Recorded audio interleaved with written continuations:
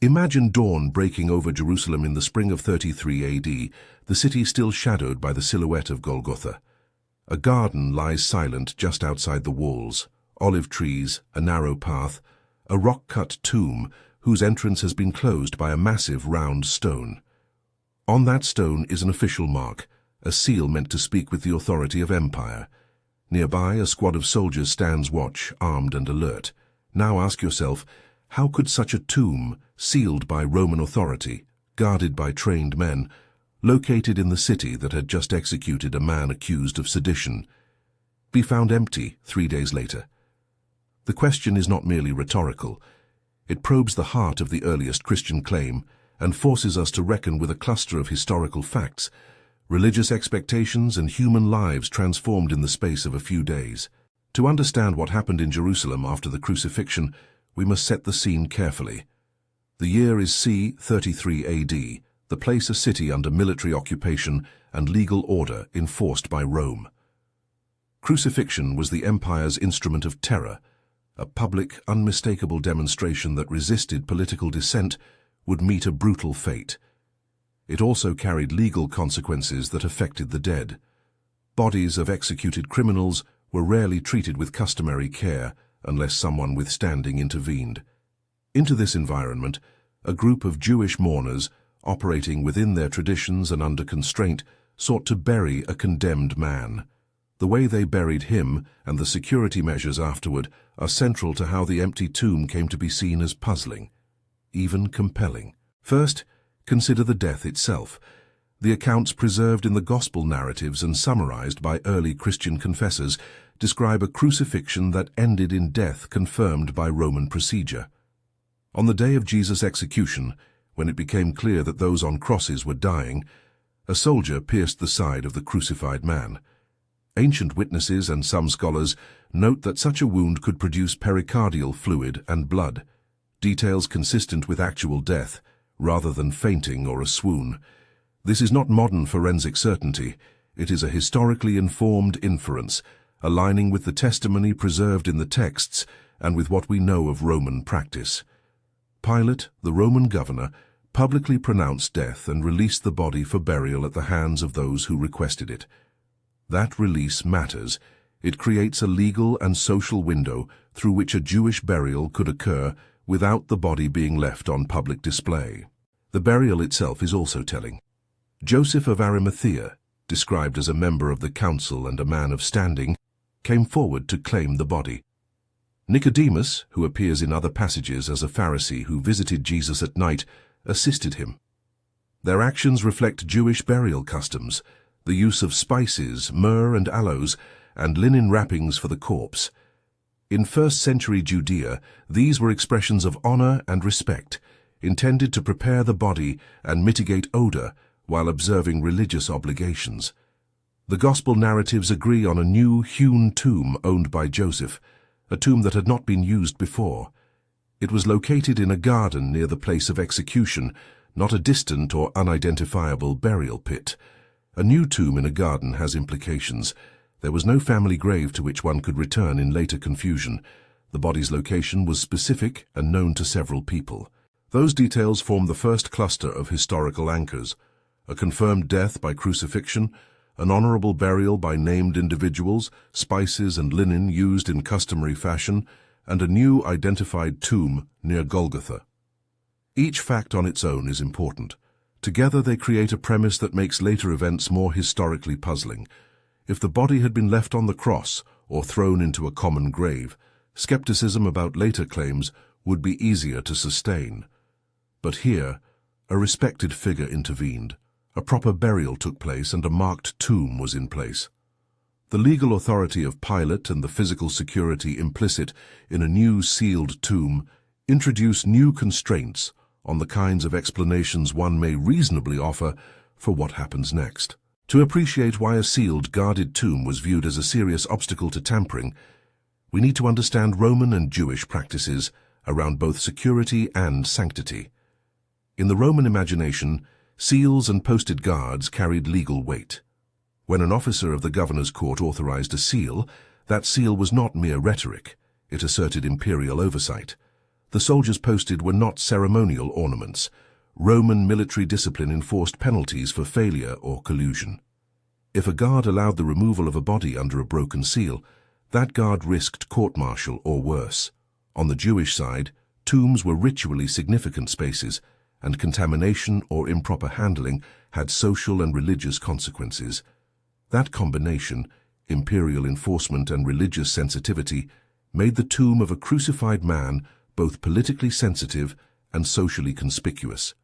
One gospel account includes an explicit detail that crystallizes the legal obstacle. The chief priests asked Pilate to secure the tomb until the third day, cautioning that the disciples might come and steal the body and then claim resurrection. Pilate authorized a seal and the posting of a guard, Matt 27. Whether every element in every gospel aligns perfectly, the larger point is plain. Contemporaries perceived the possibility of tampering as serious enough to warrant extraordinary measures. Scholars note that the presence of a guard and a seal was not a narrative invention for dramatic effect, but a plausible response by authorities concerned with public order. If the imperial seal and military watch were indeed present, any hypothesis about the removal of the body must reckon with the practical and legal difficulties of circumventing such measures. Beyond security, the nature of the burial wrappings has been read as a crucial piece of physical evidence. The Gospel of John, in particular, records that when Peter and the beloved disciple entered the tomb, they found the linen wrappings lying there, and the headcloth folded neatly apart from the rest. John 20.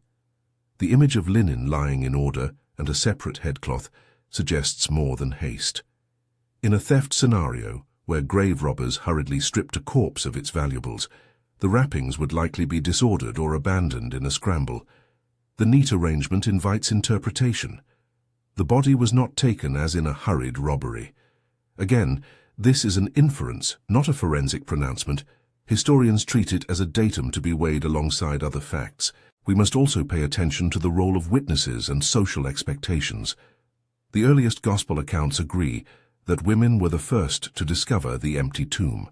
In a first-century Jewish court or cultural setting, women's testimony was often accounted as less legally authoritative than men's. Yet the gospel writers consistently place women at the center of this discovery.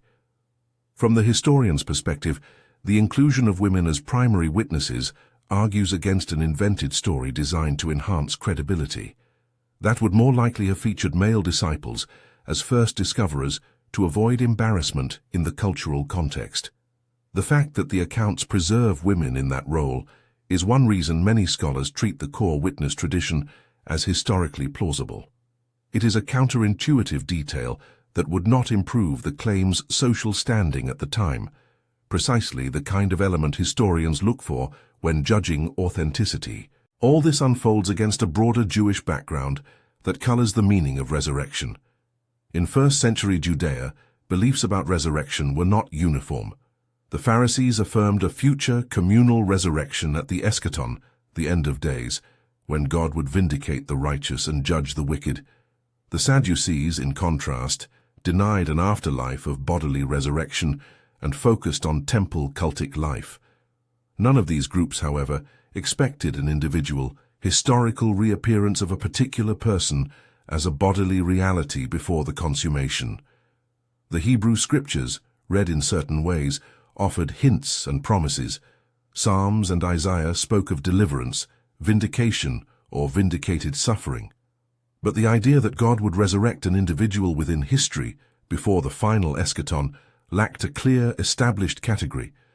When Jesus' followers began to claim that Jesus had been raised on the third day, they were not simply reasserting a received category. They were asserting something historically unexpected, that God had acted decisively, here and now, vindicating a particular life and inaugurating a new kind of future. This novelty explains why the Jewish authorities, concerned with preserving both political calm and religious orthodoxy, reacted as they did. If a popular figure could be declared raised from the dead and thus vindicated in public, the social order would be disrupted. Hence the precautionary measures, a sealed tomb, a guard, and a legal assertion that the body was to remain undisturbed. The very fact that such steps were taken indicates that authorities recognized the potential power of the claim and sought to contain it. Yet those measures intended as containment provide historians with another piece of the puzzle. They create conditions under which the empty tomb presents a harder problem for simple dismissal. As we move from the events of execution and burial into the night, consider the human dimensions. Those who lingered had gone through a week of heightened emotion, trials, mockery, a public execution on a hill that drew a crowd, the grief of close friends and a few faithful followers. Joseph of Arimathea and Nicodemus, whose names anchor the burial narrative in persons of social weight, acted at personal risk and with public consequence. The women who prepared spices and came at first light had spent time and resources to honor what they believed to be appropriate. They came not as onlookers, but as mourners, seeking to complete a ritual that would restore dignity to the body. Their presence at dawn, before the sun had fully risen, is both a sign of devotion and a point of historical credibility. They were eyewitnesses positioned to notice physical irregularities at the tomb. Night on the city would have been tense. Guards rotated shifts, soldiers remained awake under orders. The seal affixed to the stone, perhaps impressed with cord and official wax, was an assertion against tampering. If someone had made a plan to steal the body, the plan now had to contend with more than local laziness. It had to confront disciplined men under imperial oversight, legal penalties, and the close knowledge of those who had prepared the tomb. The narrative of a body simply going missing in such a context becomes less plausible with each layer we add. The honorable burial, the new tomb, the imperial seal, the watchful soldiers, the women coming at dawn. At the same time, from within the disciples' circle, other events were unfolding that would soon become central to Christian memory. The week's seismic events, public execution, burial by a named benefactor, and the institution of a sealed grave, formed the raw material of testimony. In the earliest days after the burial, rumor, grief, and hope intermingled. Some disciples retreated to the upper rooms of privacy, others awaited public events that seemed unlikely to happen. Their hopes, if any, were tempered by the stark finality of crucifixion. Yet the narrative turns precisely because this is what happened next. The scene that looks impenetrable, sealed tomb, military watch, identified grave, was found empty. That is the crucial historical claim, and it demands careful consideration of alternatives. Before we entertain the alternative explanations in detail, robbery, mistake, hallucination, or later legendary development, we must linger over two further elements linked to the tomb's emptiness: the condition of the burial linens and the sociological impact of the report that the tomb was empty. The linen wrappings, described as still present and arranged, suggest intentionality in their placement. Some ancient readers and many modern interpreters have seen in the folded headcloth a sign of order, an emblem that the departure was not chaotic. Others caution against reading too much into a single detail. Historical reasoning here is cumulative. The more converging elements point the same way, the stronger the inference one may draw. Equally important is how the empty tomb report traveled and who carried it. The women who first reported the absence of the body went to announce it to others, the disciples, Peter and John. Their report did not emerge in a vacuum. It immediately provoked investigation and skepticism. Peter and John ran to the tomb, entered and observed for themselves, Luke 24, John 20. Their behavior suggests that the tomb's empty state was an observable fact, not merely a rumor. Moreover, the early preaching in Jerusalem, as Acts depicts, presents the empty tomb and subsequent appearances as central explanatory points for why a small movement coalesced into a communal body that met publicly, baptized converts, and engaged in sustained worship. The empty tomb functioned in the memory of the movement as a hinge between crucifixion and proclamation. At the center of the movement's early testimony is a tension, the legal and military certainty of death versus a claim of life restored. Romans had executed a man for sedition. His body was buried under circumstances that should have precluded secret removal. Yet very soon witnesses claimed encounters with the one they asserted had died. The tension is not a narrative trick, it is a historical problem. How to account for the simultaneous strength of the evidence for death and burial and the strength of reports that Jesus was alive? The earliest Christians faced this problem head-on, not by erasing the crucifixion, but by reinterpreting it as part of a larger divine purpose. Their claim was that what seemed like ultimate defeat, execution, had been transformed by God into vindication. That theological reframing did not erase empirical claims. It built upon them. We must be careful about what historians can and cannot assert. Medical or forensic readings, such as interpretations of the soldier's spear wound, are plausible and consistent with the texts, but remain interpretive. They are best stated as such. Scholars note that the descriptions are compatible with a lethal wound, rather than a fainting episode. Likewise, the presence of a seal and a guard is attested in the narrative tradition and plausible in the political context. It is historical testimony to how contemporaries sought to control the aftermath. Such testimony gains credibility when multiple independent sources converge.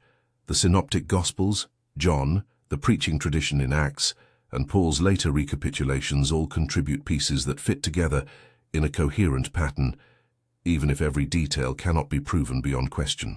By now, the historical outline is clear. In Jerusalem, c. 33 AD, a man executed by the empire was buried in a marked tomb. Measures were taken to secure that tomb, and in the days that followed, the tomb was reported empty. Each of these claims is supported by multiple strands of early testimony. The critical question remains, what explains the empty tomb? The simplest set of alternatives, robbery, mistake, hallucination, or later fabrication, each encounter the litany of constraints we have surveyed: legal and military measures, the named individuals who arranged burial, the specific location and newness of the tomb, the role of women as primary witnesses, and the immediate and costly transformation of the disciples who subsequently proclaimed Jesus' resurrection publicly, often at great personal risk. Addressing these alternatives will require careful, case-by-case analysis. But one thing is already evident. The context of Jerusalem in 33 AD amplifies the difficulty of dismissing the empty tomb report with a single, facile explanation. The political reality of Roman authority, the social religious patterns of Jewish burial customs, and the human actions of named, identifiable actors all constrain what we may plausibly suppose. If the guards were posted and the seal affixed, a theft explanation has to account for how a small group, without state sanction, would have risked imperial punishment to remove a body from under watch. If the linen details suggest orderliness, a robbery narrative becomes less convincing. If women, culturally less authoritative as witnesses, are preserved in early memory as the first to find the empty tomb, historians must explain why early inventors of the story would choose a socially awkward detail rather than something that would have immediately bolstered credibility. Two more dimensions deserve attention before we move on: the legal and reputational stakes for those who endorsed the resurrection claim, and the temporal proximity of the earliest formulations of that claim. Paul's articulation in 1 Corinthians 15, which scholars date to within a few years of the events, lists appearances of the risen Jesus and emphasizes that many witnesses were still alive at the time the creed circulated. That immediacy matters historically. When claims are made in close temporal proximity to the events they describe, they are more testable by contemporaries. If numerous witnesses could still be consulted, then the claim's survival rests partly on their availability to corroborate or refute what was being preached. The presence of a living cohort of witnesses makes the claim historically slippery to dismiss as a later legend. Finally, consider what the empty tomb meant to the earliest community. It became the focal point for reinterpretation.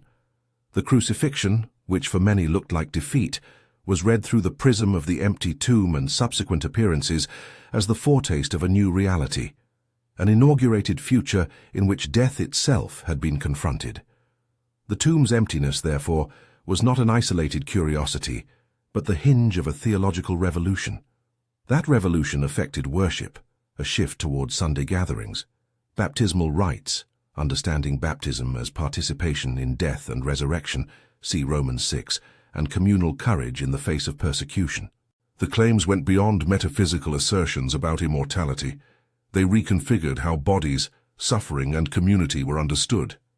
At this moment in the narrative, dawn still approaching in Jerusalem, the seal set, the guards posted, the women preparing spices, we stand on the threshold of what changed everything, The scene is configured so that any later claim of resurrection must grapple with a set of hard realities.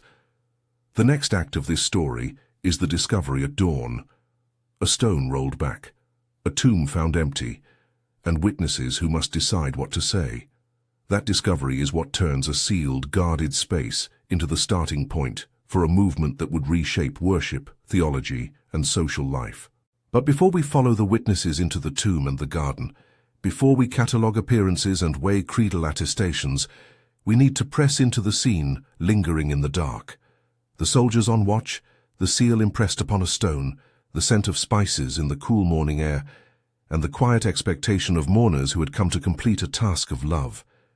From that tension, the story will leap, and the world of Jerusalem in 33 AD will find itself irrevocably altered.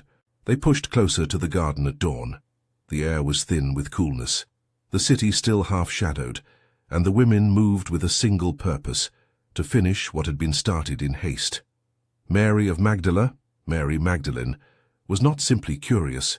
She came as a mourner bearing spices, intent on tending a body she and others had loved. As she neared the tomb, something met her gaze that no grief had prepared her for. The stone that closed the entrance was not where it had been. It lay displaced, large and heavy as any round tombstone of the hill country, rolled aside enough to reveal a dark mouth into the rock. Her first response in the Gospel accounts is alarm and bewilderment.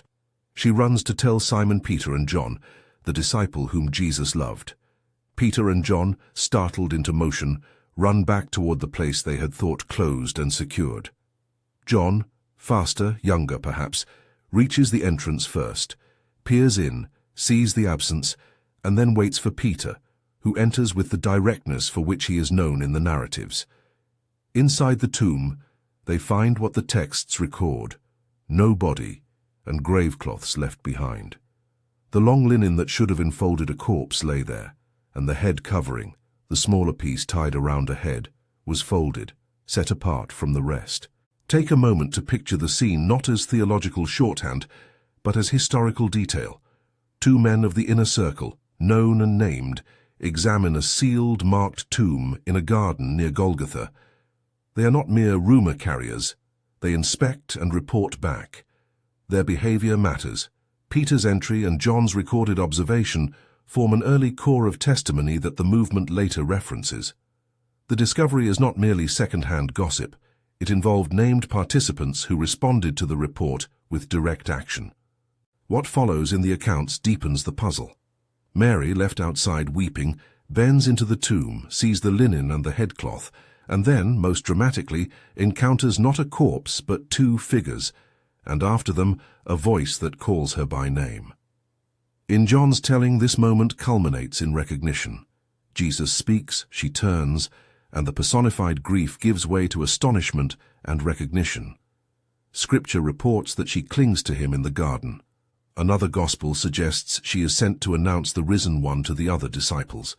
Either way, a personal encounter is claimed here, an appearance not simply of an invisible presence, but of one identified as the crucified man now alive. This morning discovery supplies physical details, the rolled stone, the linen, the folded head cover, but it also inaugurates a chain of testimonies that expand beyond one garden. Within a few days, perhaps even within hours, the movement's memory preserved multiple encounters. Some are private. Peter sees the one he had denied, and later recounts his own astonishment. Some are paired or small group appearances.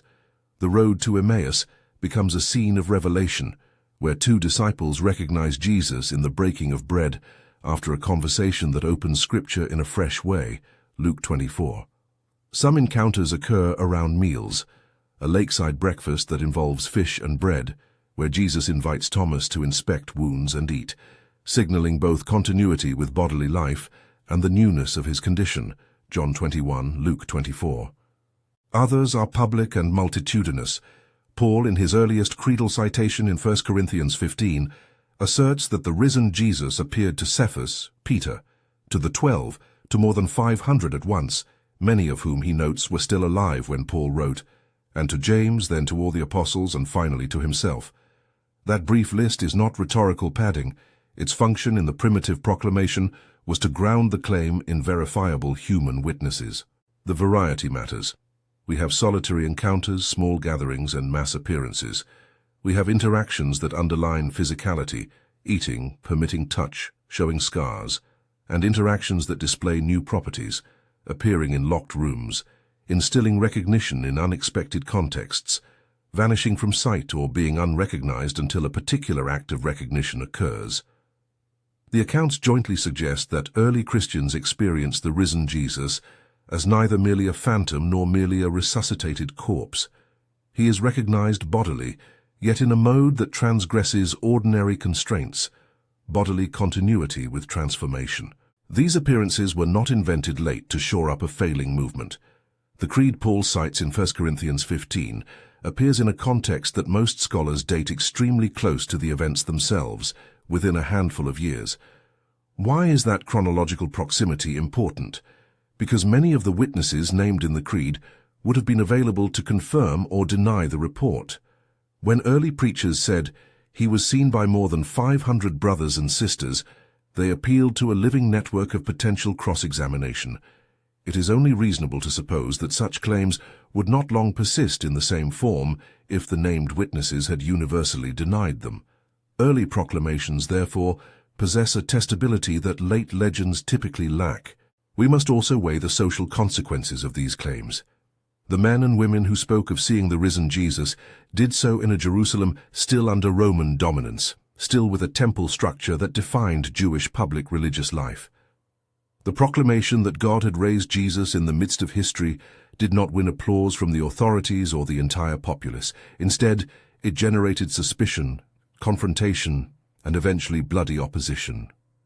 The disciples who once scattered at the time of Jesus' arrest re-emerged as bold proclaimers in the days after Pentecost, Acts 2, preaching in the temple courts, baptizing en masse, and organizing a community characterized by sharing and public witness. Their newfound courage is one of the indirect but powerful data points historians use. People who had reasons to recant or remain quiet instead embraced a message that risked their status and even their lives. Peter and other leaders faced interrogation, imprisonment, punishment, and, in some cases known from later Christian tradition and early martyrdom accounts, execution. Why would they endure such consequences for a known falsehood? Of course, motives can be complex. Human psychology allows for zeal born of conviction, delusion, or falsehood.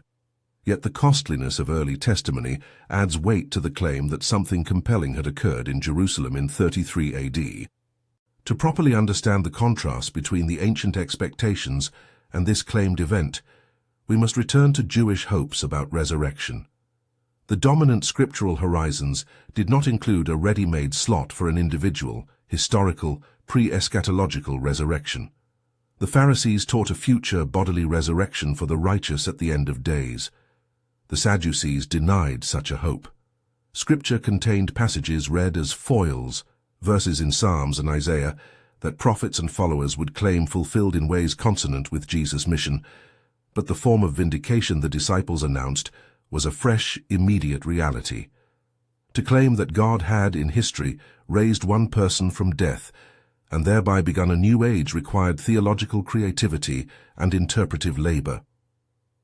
The apostles and early preachers undertook precisely that labor, reading the Hebrew scriptures in light of recent events and arguing that God's era of redemption had broken into time through Jesus. That interpretive move had consequences for ritual and identity. Baptism, as the New Testament frames it, see Romans 6, becomes not merely a symbol of repentance, but participation in Christ's death and resurrection. The Eucharist, ordained in the context of Jesus' last meal, takes new theological weight as a memorial and as a present participation in his body and blood. The weekly rhythm of worship shifts. While Jewish practice oriented the community to the Sabbath, the earliest Christians began to gather on the first day of the week, Sunday, commemorating the day of resurrection. The liturgical and communal significance of that change cannot be overstated. The disciples reframed time itself around the resurrection event. That reframing matters historically because it signals that the community did not merely recall a past teacher. It reorganized its worship, identity, and social life around an event claiming to have altered the deepest categories of existence. How did the early community narrate the relationship between physicality and transformation in the resurrection? The New Testament offers an emerging theological vocabulary that seeks to maintain continuity with bodily life while acknowledging radical change. Paul, again in 1 Corinthians 15, speaks of a spiritual body that is nonetheless real and continuous with the earthly body, employing analogies, seed and plant, perishable and imperishable, to convey transformation without annihilation. Later, theological reflection would speak of a glorified body, affirming that resurrection means the redemption of the body, not its disappearance into pure immateriality. Such formulations take their bearings from appearances in which Jesus eats with disciples and invites touch, yet also transcends some ordinary limitations. The movement thus develops a paradoxical language. The resurrection preserves bodily reality, even as it inaugurates a new mode of embodiment. Alongside the theological reflections runs the conviction expressed in texts like Romans 8, the Spirit's role in both the patterning and guarantee of future bodily redemption. Romans portrays the Spirit as the agent who first guarantees what is to come, marking believers in the present as those destined for the restoration of creation. The resurrection, in that frame, is not an isolated miracle, but the initial act, the first fruits, of a comprehensive divine renewal. Baptism, Spirit, and resurrection interlock into a coherent understanding. To be baptized is to be bound to the one who has been raised. To receive the Spirit is to stand under the promise that the present groaning of creation is not final. The social echoes of that conviction play out vividly in Acts' portrait of the Jerusalem community. Converts gather, share possessions, care for the poor, and meet regularly for teaching and breaking of bread. The movement grows despite external pressures. The form of early witness, public preaching, baptism, and communal acts of mercy, gives the claim of resurrection public traction and social form. It is not incidental that Jerusalem, the city that had executed Jesus, becomes the seedbed of a rapidly expanding community that would, within a generation or two, radiate across the Roman world. That expansion, again, does not prove the historical truth of every claimed appearance. It does, however, underscore the serious cultural and existential effect the resurrection claim had upon a group willing to live and die by its truth. Confronted with such a cluster of data, the sealed tomb, the orderly gravecloths, the testimony of women and named men, the rapid and costly conversion of key witnesses, the early creedal formulations, skeptical explanations have been proposed and debated for centuries. It is necessary and honest to consider them, not to dismiss them out of hand, but to weigh whether they account for the totality of the phenomena we have surveyed. One common proposal is the theft hypothesis, that Jesus' body was stolen by disciples or others, who then propagated the story of resurrection. This theory must face several constraints. The tomb was sealed and guarded, Matthew 27. If the guard narrative reflects a historical fact, any clandestine removal would have required overcoming Roman military discipline. The sealed stone and the posted sentinels were means of legal control, and collusion or theft would have exposed any participants to severe consequences. Add to that the detail of the linen and headcloth found in orderly fashion. A thief seeking valuables would have little reason to tidy garments. A person intent on stealing a body would likely not spend time refolding a head covering. Lastly, the early disciples had little motive to invent a resurrection that would endanger them.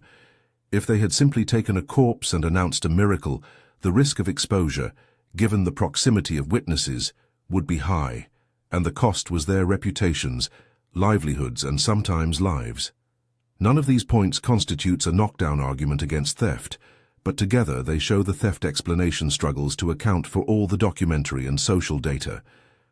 The swoon theory offers another approach, that Jesus did not truly die but merely lost consciousness on the cross and later revived in the tomb, escaping and appearing alive to his followers. This scenario requires a chain of unlikely events: survival through crucifixion, sufficient recovery to remove wrappings, the ability to escape a guarded tomb, and then to present himself convincingly as the dead risen. It also tends to underplay the cultural specifics. Roman executioners were experienced and had procedures to ensure death. Pilate's official pronouncement that Jesus was dead and the piercing of his side are both presented in the sources as indicators of death. Moreover, the swoon theory is weakened by the psychological changes observed in the disciples. The dramatic shift from fear to fearless proclamation is hard to account for if they only encountered a recuperated teacher whose survival could plausibly invite a calmer, more private continuation of his movement, rather than the public and theological revolution that followed. Another family of explanations appeals to hallucination, that the disciples and other witnesses experienced visions or consolatory apparitions, perhaps as a result of grief or religious expectation. Modern psychology recognizes that bereaved individuals can experience vivid perceptions of lost loved ones. Hallucination theories attempt to apply that insight to the early Christian experiences. Such explanations can accommodate private, subjective sightings, but struggle with the multiplicity and variety of the appearances reported. Mass appearances, 500 plus, encounters that included eating and touch, and visits to skeptical figures like James, all present tougher hurdles for purely subjective explanations. Hallucinations typically occur individually and are shaped by personal expectation. They do not commonly account for group experiences that include verifiable behaviors, meals, or interactions with the physical environment. A fourth category sees the resurrection narratives as legendary development. Over years, devotees elevated stories of a charismatic leader into accounts of physical resurrection. While much in the study of religious movements supports the emergence of legendary accretions over time, several constraints make late fabrication an incomplete explanation in this case. The earliest creedal statements appear very early. Many witnesses listed by Paul were alive and could have contested the claims. The inclusion of women as primary witnesses, a socially costly detail, also undercuts the notion that the narratives were crafted primarily to confer credibility. Inventors would likely have shaped their stories to better fit the social expectations of the time, yet the accounts preserve awkward elements that speak for authenticity rather than crafted sophistication.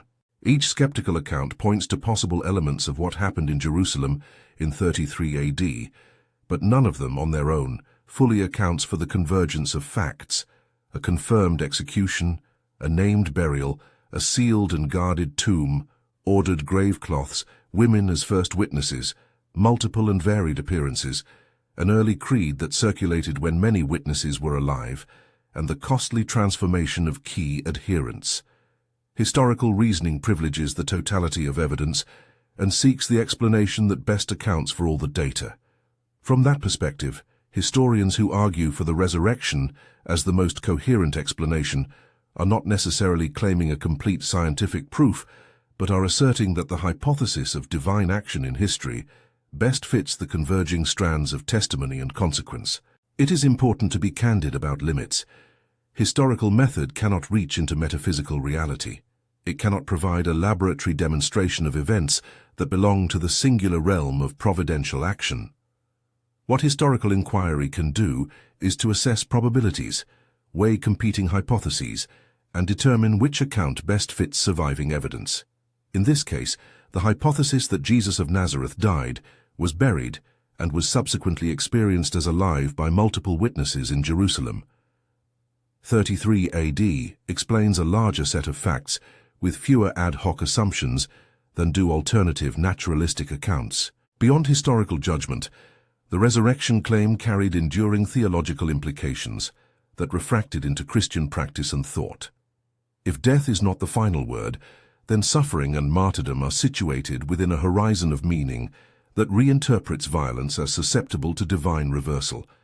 If bodies are not disposable shells but part of God's redeeming work, then the material world, social justice, and care for the vulnerable gain soteriological significance.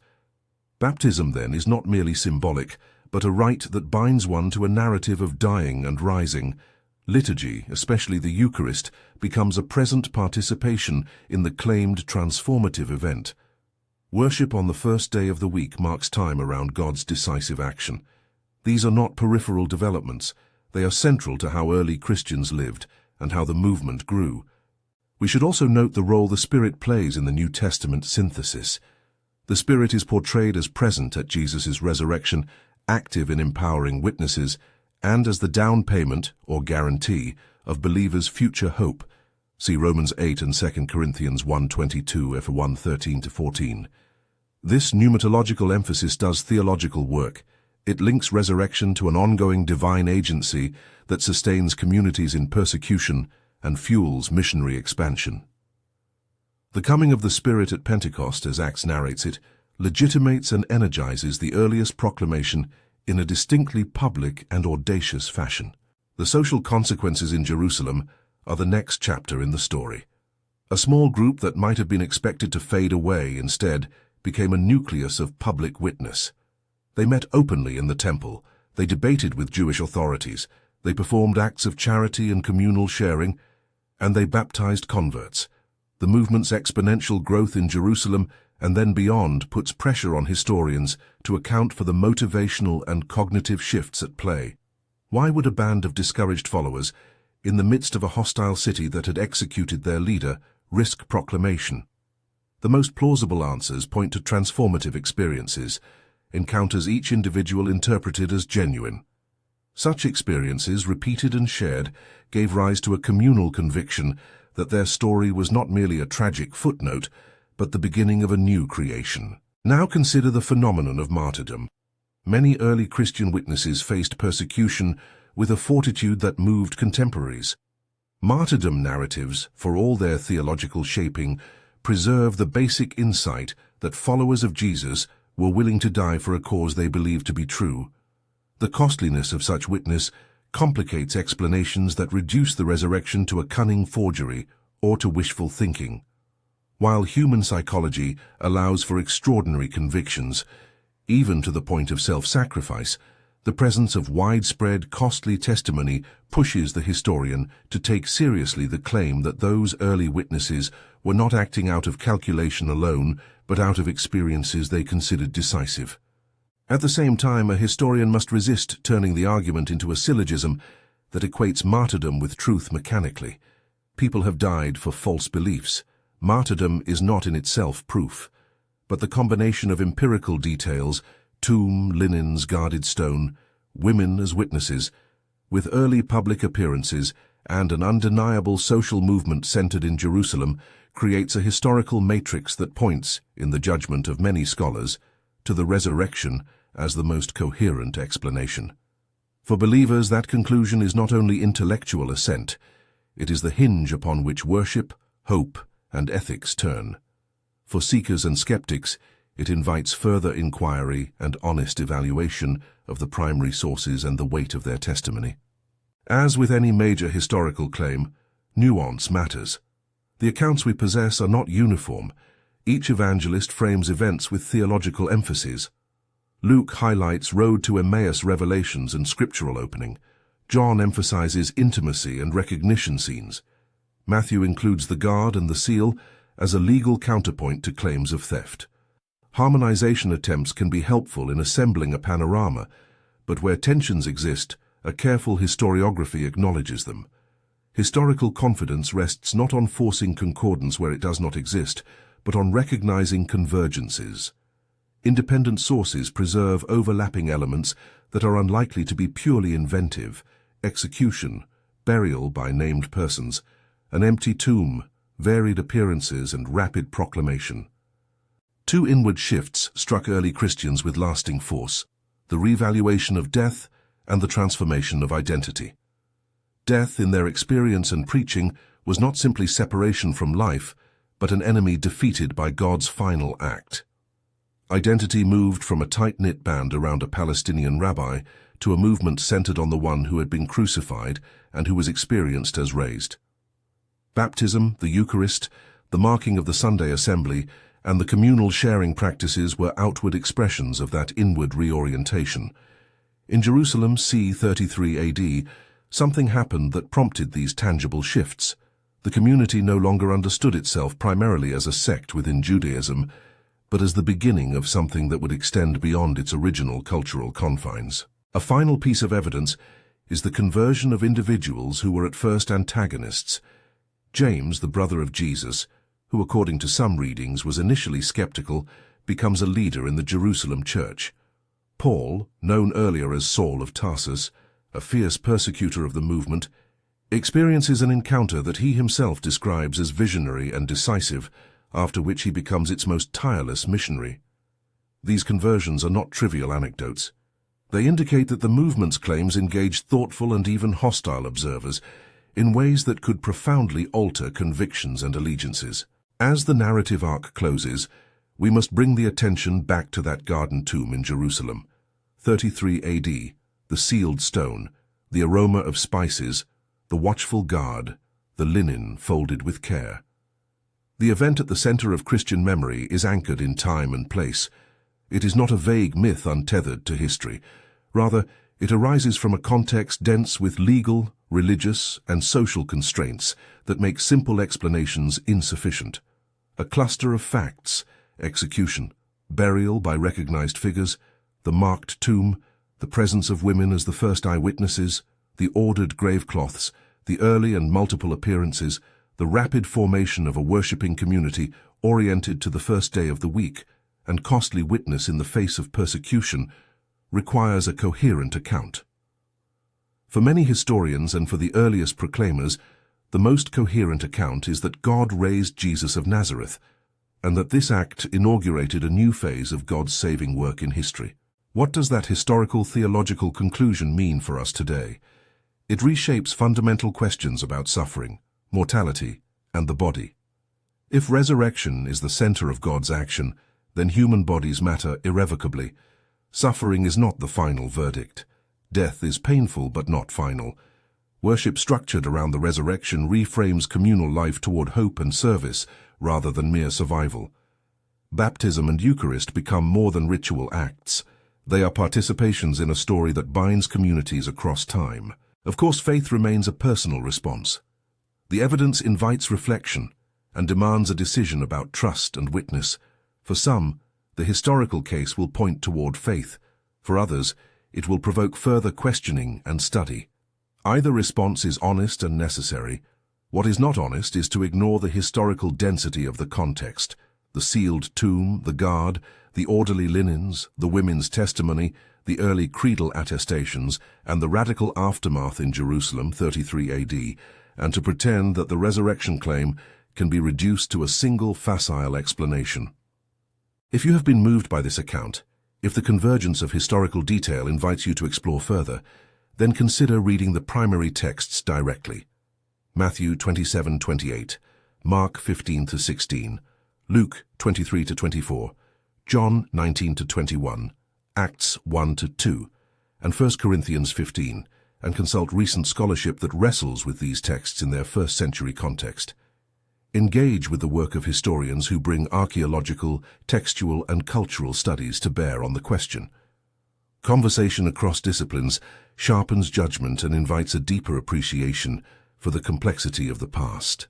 In closing, return once more to the image that opened our meditation: a tomb in a garden near Golgotha, sealed by an authority that represented an empire, watched by soldiers sworn to maintain order, opened in the dawn for a grieving woman who carried spices, and found instead an absence that became the source of impossible hope.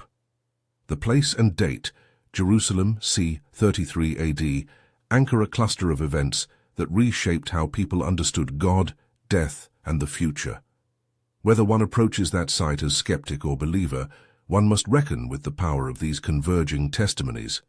They did not merely invent a story, they formed a movement whose practices, theology, and courage have been recorded and transmitted across centuries. If this study has deepened your curiosity or offered a new perspective, share it with someone wrestling with these questions. Bring the conversation into the comments or in community study.